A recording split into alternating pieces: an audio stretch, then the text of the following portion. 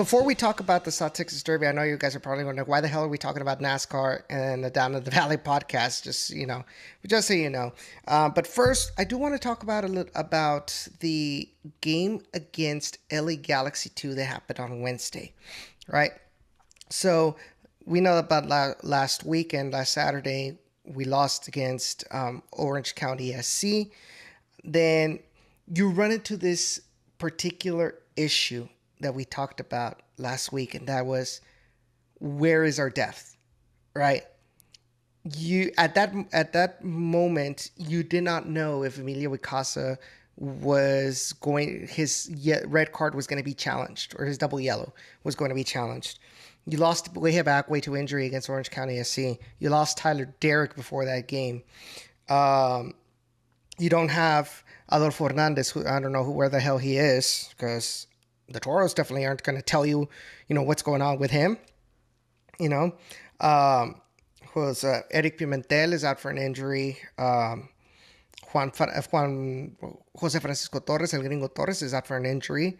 And who else am I missing? Juan David Cabezas is also out. Hasn't been disclosed whether he's injured or not, but knowing how in this club, if you don't play, especially in these circumstances where you need to rotate that squad, you're not out there, it's pretty much safe to say that these players are injured. Although I don't know about Adolfo. I know based on his Instagram story, he made the trip to California, but yet he didn't even come out onto the bench. Which leads you to believe there might be an issue, something with his paperwork, as why he still isn't eligible. But the point I'm trying to make is that because of all of this, the roster was pretty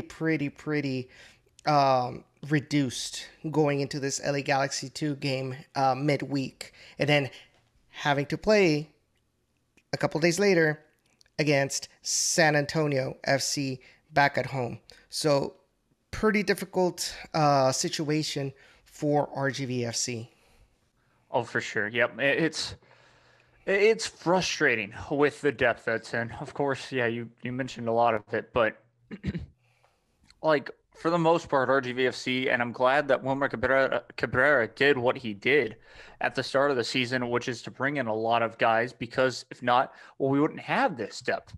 And so we're lucky enough to have it. The only issue is it's just more on the defensive side than when you go back to the attackers, those players they're hurt. Again, yes, Juan David Cabezas is not one of the attackers, but he can really be a good playmaker.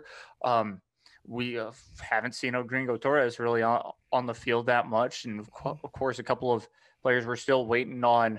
I'm blanking on his name, but the man who most likely broke his toe. Ollie Wright. Ollie Wright, yeah.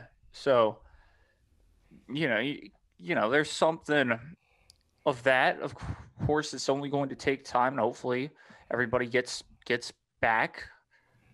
That, of course, that's the upside, is what we're kind of talking about, is yes, there are injuries, but they're expected to return here fairly soon.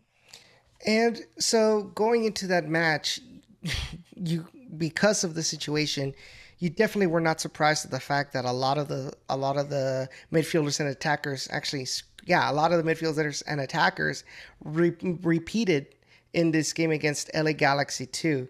Why? Let's take a look at the midfield. Officially, in the midfield for the Toros, Juan David Cabezas, Isidro Martinez, Emilio Icaza, Jose Torres, El Gringo Torres, and Juan Torres. You've got Emilio out before the official announcement where they rescinded that double yellow. You had Emilio out, and you have Juan David Cabezas out, and you have El Gringo Torres out. What was going to happen if the disciplinary committee did not rescind that double yellow on Emilio Icaza? We would only have two midfielders to use. Now you look at the forwards. Frank Lopez, okay, who's been playing. Ollie Wright, who's injured. Duilio Herrera, the 19-year-old. Or 17-year-old, excuse me.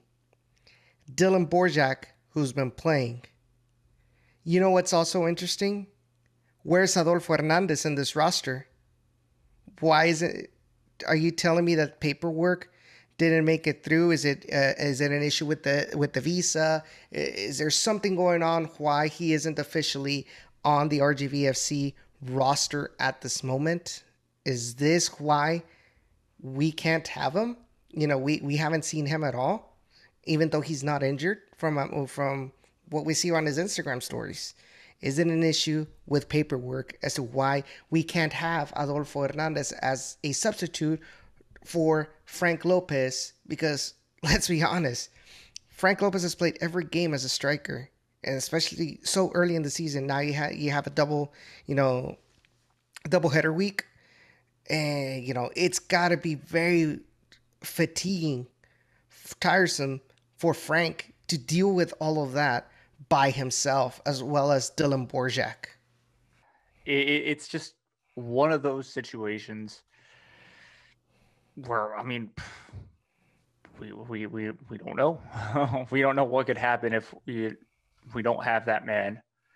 Of course, Borjak is a must, and of course, if he gets hurt, I think this team, it's over. And if Wilmer can't sign anybody because he's already broken the cap, then there's a major issue with the team, because he's at the moment the one that looks like the best player out there on the field. And that's saying a lot.